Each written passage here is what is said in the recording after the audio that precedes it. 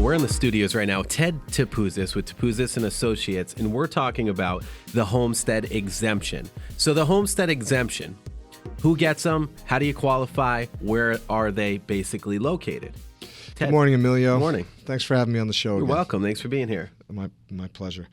I did a little research on this. Yeah. Not everybody knows much about homestead exemptions and who can qualify, who can't. Like, what are they? Yeah. You know, like I'll tell you, it's just a pretty simple thing. It's in these certain municipalities in Rhode Island. Not every municipality offers this to their residents, but it's essentially a way for the domiciled resident, the person that lives in this place, in this property as their primary residence, to qualify for a reduction of the taxable value of their home. And it's a really nice thing. It's wonderful. Unfortunately, it's not a statewide thing. Where the state will mandate every municipality to offer this to their residents. Should be. It should be. Yeah. And some states are like that. Mass is like that. Florida's like that.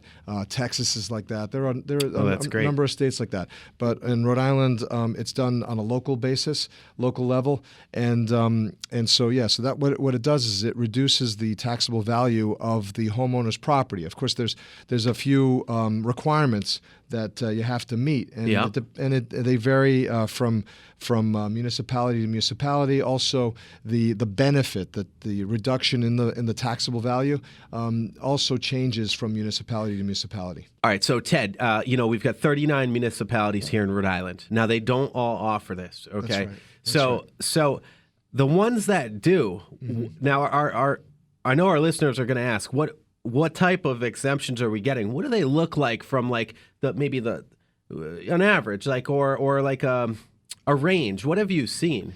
Yeah, so they range from anywhere from, let's say, 5% to up to 20% of the taxable value of your property. So some municipalities actually give you an actual dollar amount, but generally it's a percentage of the taxable value of the property. So that's interesting. So you really want to get this listed. If you don't know if you have homestead or not, this is why we're here, guys. We're here to save you a ton of money. You got to take advantage of this. And Ted Topouzis with Topouzis Associates is the guy giving you this information, and I'm snagging this list from him. I'm happy to help you. Share it with a friend. Everybody should know about it. No question about it. You're leaving money on the table if you don't take advantage of this. If you live in these municipalities, I totally agree. What other kind of interesting things should we know about this? Is there different? So there's a homestead exemption. Of course, we got veteran exemptions for veterans and all those other. I think we should probably senior exemptions. Yep. We should probably talk about that. Different ways to save in your real estate. Maybe next time you're on the air. Maybe one of the next segments. Sure, we can definitely talk about that. Yeah.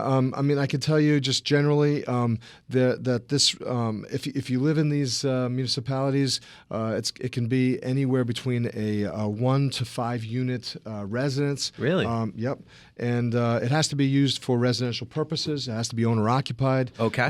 But then you would potentially qualify for this exemption, and that's a significant amount of money off the top that you wouldn't have to pay. But you have to be an owner of the property by December 31st of the previous year and make an application. Every one of these municipalities has their own application that needs to be completed.